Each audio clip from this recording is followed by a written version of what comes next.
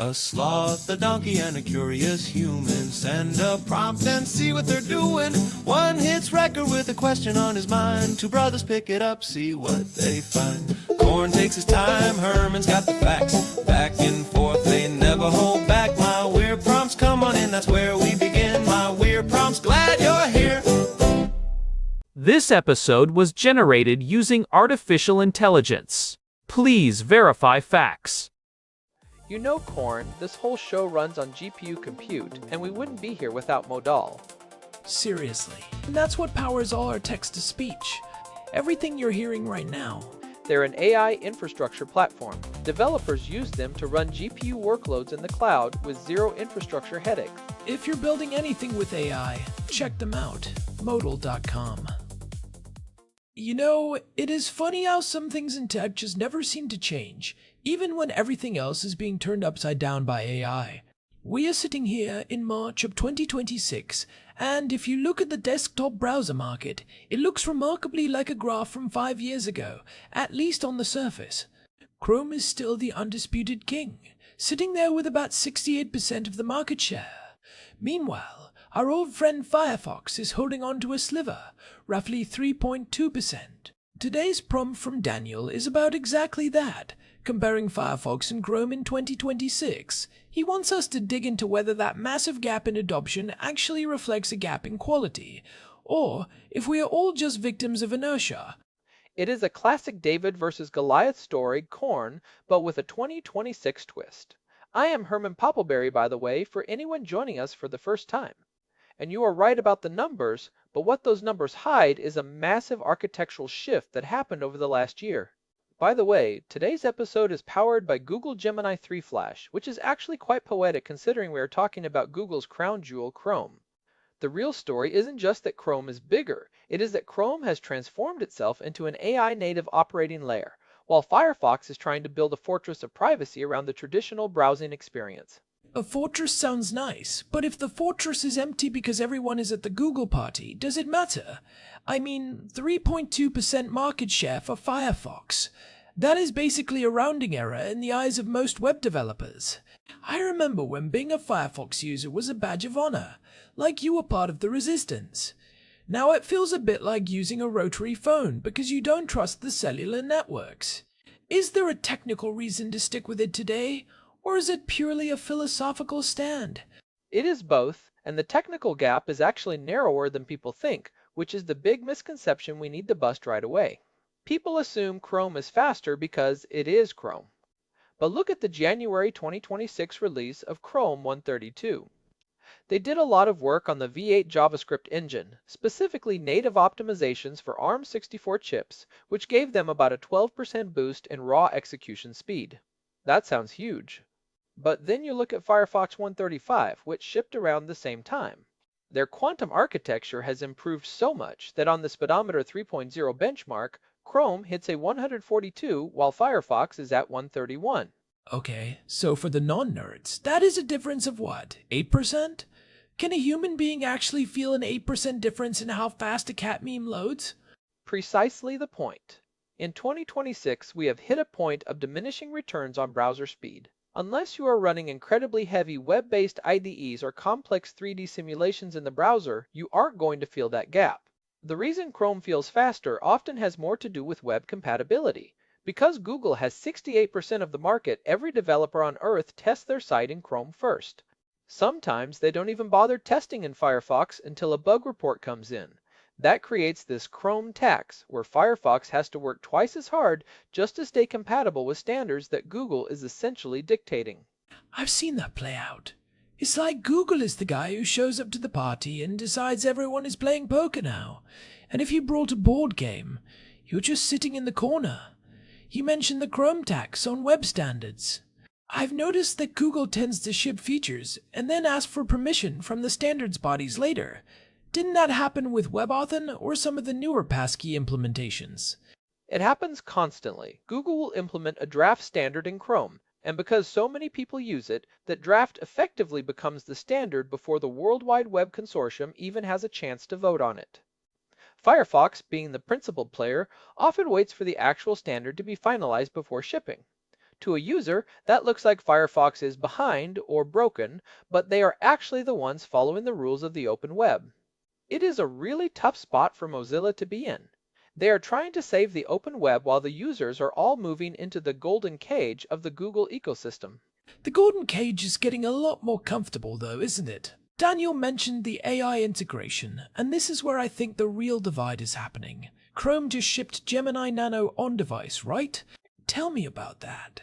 Because that feels like a bigger deal than a 12% bump in JavaScript speed. It is a massive deal. In March of 2026, Google finally rolled out Gemini Nano as a native part of the Chrome browser. This isn't just a chatbot in a sidebar. This is a small, highly optimized language model running locally on your hardware. It handles things like automatic tab organization, where the browser actually understands the content of your 50 open tabs and groups them by project without you doing a thing. It does real-time translation and page summarization completely on device. Wait, so it's not sending my data back to Google servers just to summarize a Wikipedia article? That sounds surprisingly privacy conscious for Google. Well, let's not get ahead of ourselves. The processing is local, yes, which is great for latency and basic privacy, but Chrome still collects what they call anonymized usage telemetry to improve the models. And the catch is that these features are enabled by default. Most users will never go into the settings to turn them off. So Google gets this massive feedback loop of how millions of people interact with AI in the browser, which makes Gemini even better. It is a feature-rich environment that feels like magic to the average user. And then you have Firefox. I saw they released an AI principles document in February. That sounds very Mozilla. Let me guess, they didn't actually ship a model. They just shipped a PDF about how models should behave. You're being cheeky, but you're not entirely wrong. Firefox's approach is user consent first. They partnered with Mozilla AI to bring in local models, but everything is an opt-in. If you want AI summarization in Firefox, you have to go into the settings, enable the feature, and sometimes even download the model weights yourself. They won't even turn on basic telemetry by default. In their February 2026 document, they made it clear, no data leaves your machine unless you explicitly click a button that says, yes, send this specific data to Mozilla. I mean, I respect the hustle, but that sounds like a great way to ensure nobody ever uses your features. Most people just want their tabs organized. They don't want to read a manifesto on data sovereignty before they can find their flight confirmation.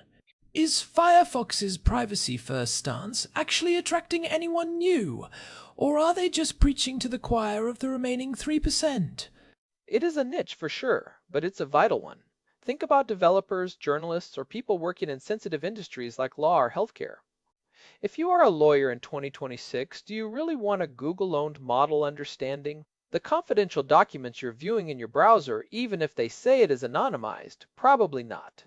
Firefox is positioning itself as the only professional-grade browser for people who can't afford to have their data harvested. They are leaning into the sovereign browser identity. It's interesting that the choice has shifted from which browser is faster to which AI ecosystem do I trust with my eyeballs. If I use Chrome, I'm basically giving Google a front row seat to my entire digital life in exchange for convenience. If I use Firefox, I'm taking on a bit more work. Maybe my tabs are a mess and I have to summarize things myself, but I'm the only one who knows what I'm looking at. It's a classic convenience versus privacy trade-off, but amplified by 1,000 because the AI is so much more intrusive than a simple cookie ever was. And it's not just about what the AI sees, it's about what the AI does for you. Chrome's integration with the rest of the Google Workspace is getting scary good. If you're in Chrome and you get an email in Gmail about a meeting, the Gemini Nano model in the browser can cross-reference that with the research tabs you have open and offer to draft a briefing document in Google Docs. That kind of cross-product synergy is something Firefox can't touch because they don't own the cloud side of the equation. Right, Firefox is just the window. Google owns the window, the house, and the street it's built on. But let's go back to the performance for a second. You mentioned that Firefox is within 5 to 8% of Chrome on benchmarks. In 2026, with NPUs, neural processing units, becoming standard in every laptop, does Firefox get a boost there too? Or is Google hoarding the NPU optimizations for Chrome? That is actually where Firefox has a chance to shine. Because they aren't tied to a specific cloud provider, Mozilla has been working on web NPU standards that allow the browser to tap into whatever AI hardware you have, whether it's an Apple Silicon chip or a Qualcomm Snapdragon.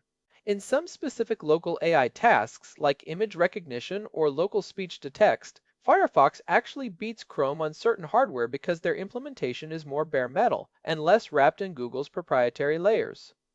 If you're a fan of open source AI models, like Llama or Mistral, running them in Firefox is often a much smoother experience. That's a great point. If you're the kind of person who wants to run your own local LLM and interact with it via the browser, Firefox might actually be the faster choice, because it's not trying to steer you toward Gemini. It's the bring your own model browser. I can see a world where developers really gravitate toward that. But again, we're talking about a very specific type of user. What about the other 97% of people? For the average person, the golden cage is only getting shinier.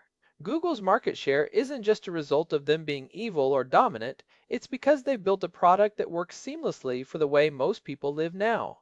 In 2026, browsing the web isn't a standalone activity. It's part of a continuous flow of information across your phone, your laptop, and your AI assistant.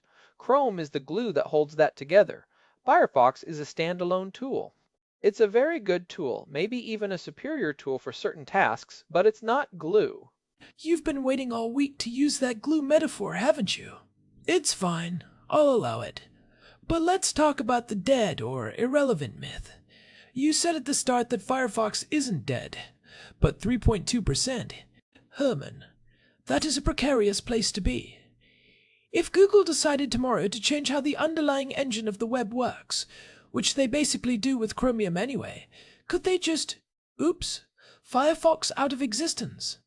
That is the big fear. Since Chrome, Edge, and even Brave all run on Chromium, if Google makes a fundamental change to the Blink rendering engine, everyone follows suit. Firefox is the only major browser left using its own engine, Gecko. If Google pushes a new web standard that is incredibly difficult to implement in Gecko, they could effectively break the web for Firefox users. We saw a bit of this with the Manifest v3 transition for ad blockers. Google pushed a change that made traditional ad blockers less effective in Chrome. Firefox was able to say, we're keeping the old way because it's better for users. That actually led to a small but measurable migration of power users back to Firefox in late 2025.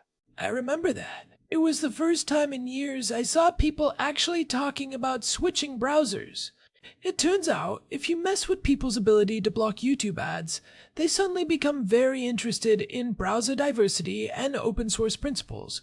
It's amazing how a few annoying pre-roll ads can turn a casual user into a digital activist.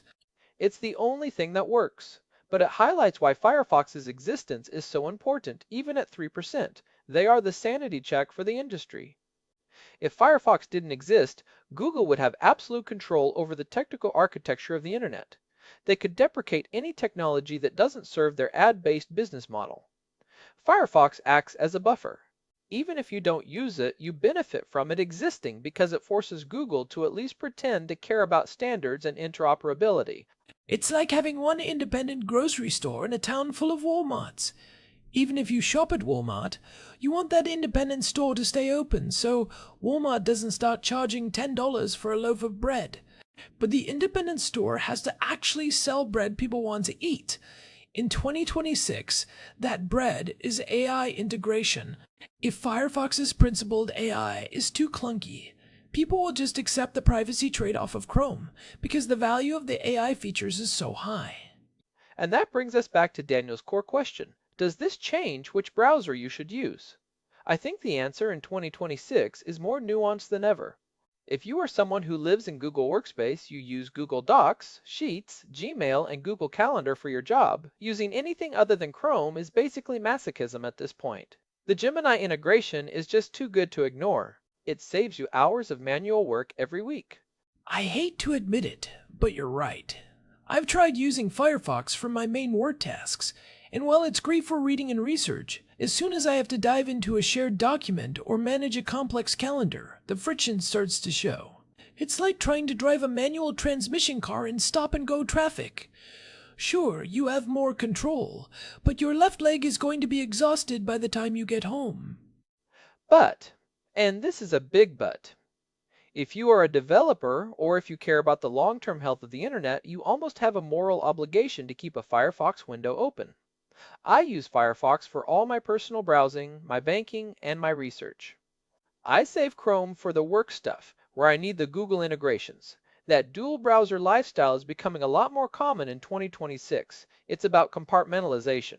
You give Google your work life, but you keep your personal life in the Firefox fortress. That feels like a very Herman solution. Just use two of everything. But seriously, for the person who only wants one browser, what is the tiebreaker? If speed is a wash and both can block ads, mostly, is it just down to whether you like the search Google for right-click menu? It's about the future of your data. If you choose Chrome in 2026, you are consenting to be part of the world's largest AI training set. Your browsing habits, your summaries, your tab groupings, it all feeds back into the Google machine. If you are okay with that exchange, Chrome is the best browser ever made. If that idea makes your skin crawl, Firefox is your only real alternative. And the good news is, in 2026, Firefox is no longer a sacrifice.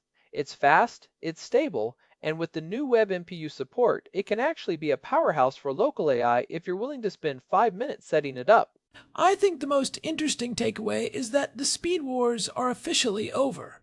We spent 20 years fighting over milliseconds of page load time, and now we're fighting over who gets to summarize the page for us.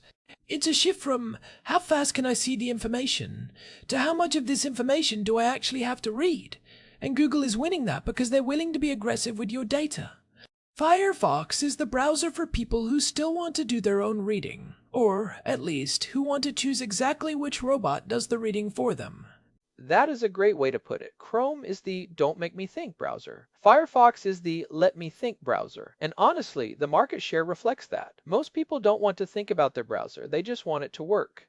But as AI becomes more integrated, not thinking becomes a much more dangerous stance. We're moving from cookies tracking your clicks to AI models tracking your intent. When the browser knows not just what you clicked, but why you clicked it because it summarized the page for you, that is a level of intimacy we've never seen before. It's the difference between a stalker who follows you around and a telepath who knows what you're going to do next. Chrome is leaning into the telepathy. Firefox is giving you a tinfoil hat that actually looks like a stylish fedora. It's a tough choice, but I think we've laid out the stakes. Chrome for the power of the ecosystem, Firefox for the sovereignty of the individual. And let's not forget the edge in the room. Even though Daniel didn't ask about it, Microsoft Edge is sitting there at nearly 6%, basically being Chrome with a blue coat of paint and even more enterprise features. If you're in a corporate environment, you might not even have a choice. But for the home user, the Firefox versus Chrome debate is where the soul of the internet is being contested. Well, I'm not sure I'm ready to give up my fedora just yet, even if the Google party has better snacks. Before we wrap this up, let's talk about some practical stuff for the listeners. If someone is listening to this and thinking, maybe I should give Firefox another shot, what is the one thing they should do to make the transition less painful in 2026? Use the multi-account containers extension in Firefox. It is a feature Chrome literally cannot do because of how its engine is built. It allows you to stay logged into different accounts, like a personal Gmail and a work Gmail, in different tabs within the same window, with completely separate cookies and caches. It is the ultimate tool for digital compartmentalization. Once you start using containers, Chrome feels incredibly limited and messy. It's the killer app for Firefox in 2026. See, that's a real takeaway. Containers. It sounds like something you'd find in a shipping yard, but if it keeps my work life from bleeding into my personal life, I'm in. And for the Chrome users who are staying put, which, let's be honest, is most of you, staying on top of those Gemini Nano settings is key. Don't just accept the defaults. Take 5 minutes to look at what is being anonymized and send back. You might be surprised at how much you can actually turn off while still keeping the cool features. Knowledge is power, even in a 68% market share world. The more you know about how these tools work, the less they can use you. I think we've covered the ground here, Corn. It's a fascinating time to be a person with a browser and an opinion. It always is. Thanks as always to our producer, Hilbert Flumingtop, for keeping the wheels on this thing, and a big thanks to Modal for providing the GPU credits that power the generation of this show. This has been My Weird Prompts. If you are enjoying the deep dives into the weird world of 2026 tech, we're on Spotify if you haven't followed us there yet. It really helps us out and ensures you never miss an episode. And if you want to see the benchmarks we mentioned or the Firefox AI Principles document, check out myweirdprompts.com for the show notes. We'll be back next time with whatever weirdness Daniel sends our way. Until then, keep your browser updated and your privacy settings tight. See ya. See ya. This episode was produced using Google Gemini 3 Flash, text-to-speech by Chatterbox. Thanks for listening to our show, My Weird Prompts, where our thoughts go from slow takes to facts on cue. We change and follow through. My Weird Prompts.